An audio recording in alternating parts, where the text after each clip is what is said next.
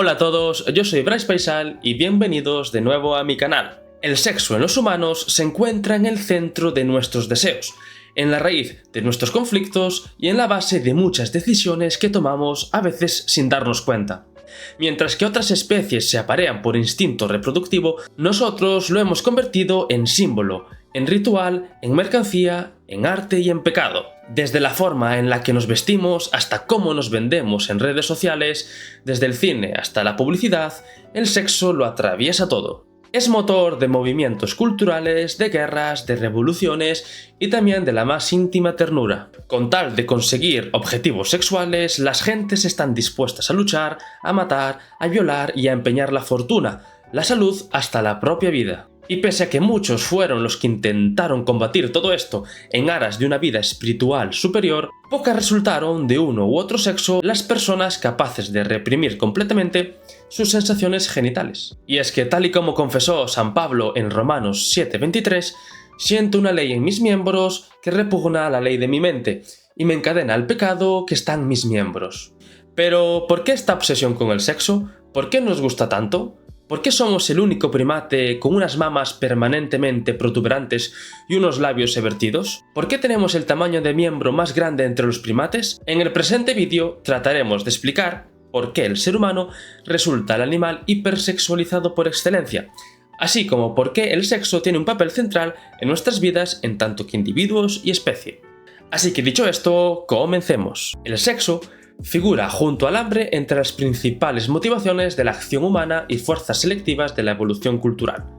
Son, a la vez, pulsión y apetito, pero seguramente, de no ser por el carácter intermitente del placer orgásmico, los apetitos sexuales se impondrían fácilmente a las otras pulsiones y apetitos vitales, convirtiéndonos en auténticos yonkis del sexo. Y es que la selección natural, para poder enfrentarnos eficazmente al mundo exterior y con el objetivo de perpetuar la especie, se ha preocupado de que obtengamos el placer más intenso como recompensa a la estimulación de los órganos que inician el proceso de la reproducción.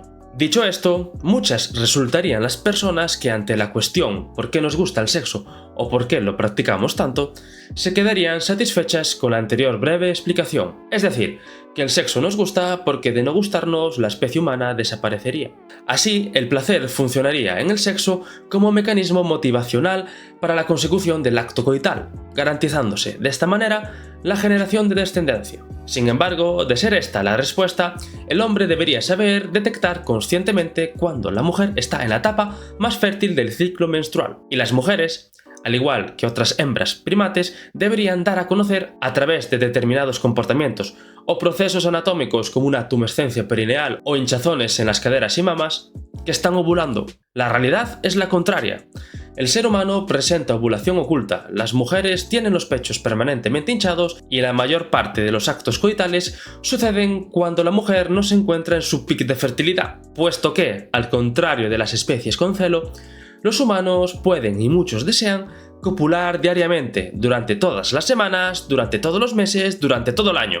Puercos, cochinos, marranos, cerdos. Es más, aunque las eyaculaciones de los hombres sean abundantes, los recuentos de espermatozoides en el líquido seminal humano son menos elevados que en otros primates, siendo el porcentaje de espermatozoides mótiles, es decir, los que se pueden mover, extraordinariamente bajo. Vaya, que desde un punto de vista puramente biológico y reproductivo, somos altamente ineficaces e ineficientes. Por ello, el sexo en los humanos debe ser más que lo afirmado anteriormente, esto es, solamente reproducción, por lo que esta ineficiencia e ineficacia reproductiva debió verse compensada por otros premios evolutivos deudores del carácter inflexiblemente economizador de la selección natural.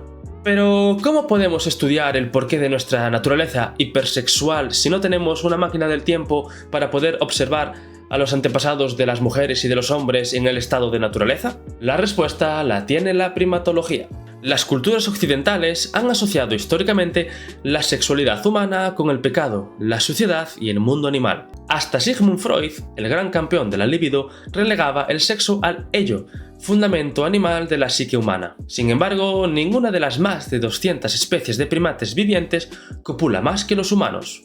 O sea, que bajo estas premisas cristiano-occidentales, somos más animales que los propios animales. Y es que somos una de las especies con la sexualidad más marcada del reino animal. El pene humano es más grande y grueso que el de cualquier primate, y sus testículos son más pesados que los del orangután o el gorila. También somos la especie de primate que dedica más tiempo al cortejo precoital y con las sesiones de acoplamiento más duraderas. Por no decir que la capacidad femenina del orgasmo se encuentra altamente desarrollada en comparación con otros simios. Bueno, tal vez a excepción del bonobo o chimpancé pigmeo, del que hablaremos más adelante. Pero, ¿cómo se originó este peculiar patrón de sexualidad humana? Tal y como se comentaba anteriormente, los humanos no presentamos celo. En contraposición, en la mayoría de las especies mamíferas, la hembra emite una variedad de señales y adopta formas estereotipadas de comportamiento cuyo objetivo es asegurar que existe un óvulo viable a la espera de la eyaculación del macho, funcionando el celo de las hembras de esta manera como una de las estrategias más comunes para sincronizar copulación y ovulación. Por ejemplo, la hembra del mono capuchino pardo exhibe muecas, emite silbidos y persigue a los machos cuando se acerca la ovulación. Entre los monos rhesus, las secreciones de ácidos grasos vaginales atraen al macho cuando se acerca el mencionado periodo fértil. Las hembras de los babuinos gelada desarrollan hinchazones brillantes en su pecho y caderas, y la hembra del chimpancé común desarrolla una tumescencia perineal de color rosáceo para llamar la atención de los machos. De hecho, estas tumescencias son más grandes según la promiscuidad de la especie, al igual que el tamaño de los testículos y del pene de los machos, que son más grandes según la competencia sexual existente en la especie. Los gorilas con sus harenes y los orangutanes con sus parejas fijas presentan tamaños de dichos órganos más pequeños que los chimpancés comunes y bastante más pequeños que los chimpancés pigmeos o bonobos, quienes son, junto con los humanos, los primates con mayor actividad sexual. De hecho, el pene del macho bonobo es más grande y más visible que el de cualquier otro simio, y, en relación con el tamaño corporal, es más grande que el que posee nuestra especie. Además de que la hembra presenta el mayor clítoris de todos los primates. Y es que los bonobos tampoco tienen un periodo de celo comparable con el de otras especies, copulando, al igual que los humanos, durante todo el año y todo el ciclo ovulatorio, y habiendo tanto comportamiento sexual entre macho y hembra como entre hembras y machos.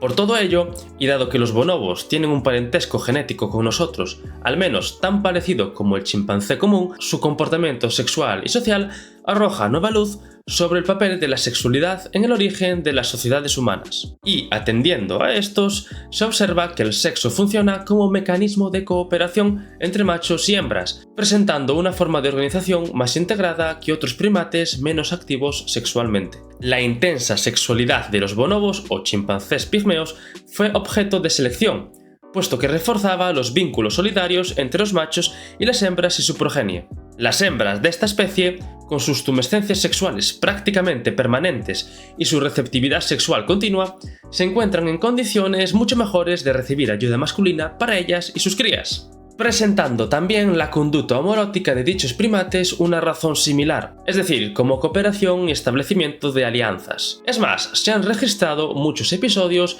de bonobos hembras que, antes de mendigar comida, mantienen relaciones sexuales con el individuo que la posee, e independientemente de su sexo. En definitiva, la forma primigenia de intercambio es el dar y tomar servicios encarnados en el coito. Y esto sugiere cómo los Homo farensis o los Homo habilis pudieron alcanzar los niveles de cooperación social que los facultaron para la vida grupal en la peligrosa sabana. Los individuos podían permitirse el lujo de prestar servicios sexuales a todos los componentes de la tropa, pero no de donar alimentos de forma indiscriminada, ya que la comida es mucho más escasa que el sexo. Y estas asociaciones, que concentraban los intercambios alimentarios en grupos menores a la tropa, habrían constituido los embriones protoculturales de las familias.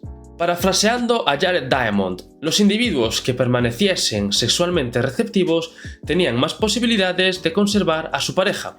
De ahí que las mujeres en los humanos no presenten celo. Es decir, el intercambio estuvo destinado a convertir a los miembros de nuestra especie no solo en las criaturas más intensamente sexuales, sino también en las más intensamente sociales de la Tierra. Por último, se hace necesario realizar una aclaración, a raíz de que desde hace un tiempo en redes sociales resuena aquello de que el sexo es una necesidad o un derecho. E igual hay gente que después de ver este vídeo así lo crea. Sin embargo, el sexo no es una necesidad humana y mucho menos un derecho. Como se dijo al principio del vídeo, el sexo y el hambre son pulsión y apetito, pero la pulsión y el apetito guardan una proporción muy diferente en el hambre y en el deseo sexual. Los efectos perniciosos de una privación sexual prolongada no son tan graves como los del ayuno prolongado. Abstenerse de comer produce un profundo tormento físico que puede acabar en muerte, mientras que la continencia sexual ocasiona molestia y deseos cuya postergación no tiene otro precio que nuevos deseos obsesivos. De hecho, ante la falta de comida, los humanos pierden la pulsión y apetitos sexuales, no cumpliéndose a la inversa. E incluso hay quien puede comer más con objeto de mitigar su penuria sexual. En conclusión, el ser humano se volvió una especie hipersexualizada porque el sexo cumple múltiples funciones más allá de la reproducción. No es solo un acto biológico, sino una herramienta social compleja. A través del sexo se crean vínculos, se reduce la tensión dentro de los grupos, se refuerzan las alianzas, se establecen jerarquías y se asegura la cooperación entre individuos. La disponibilidad sexual constante en los humanos, la ausencia de señales visibles de fertilidad y la capacidad para vincularse emocionalmente a través del contacto físico han convertido al sexo en una parte central de nuestra estructura social. En otras palabras, el sexo en los humanos histórica y evolutivamente no fue solo para tener hijos, sino para mantener la cohesión de grupos, facilitar la convivencia y sostener dinámicas sociales complejas. Por eso lo vemos en todas partes, en la cultura, medios de comunicación, en la política, en la economía. Es un elemento estructural de nuestra especie, no una simple conducta aislada. Y hasta aquí el vídeo de hoy. Espero que te haya gustado y de ser así, que le des a like, me gusta, que lo compartas, que te suscribas y si te apetece, pues puedes comentar todo lo que consideres oportuno. Yo lo leo todo y lo respondo todo. Así que nada, nos vemos en otra ocasión y me despido. Chao.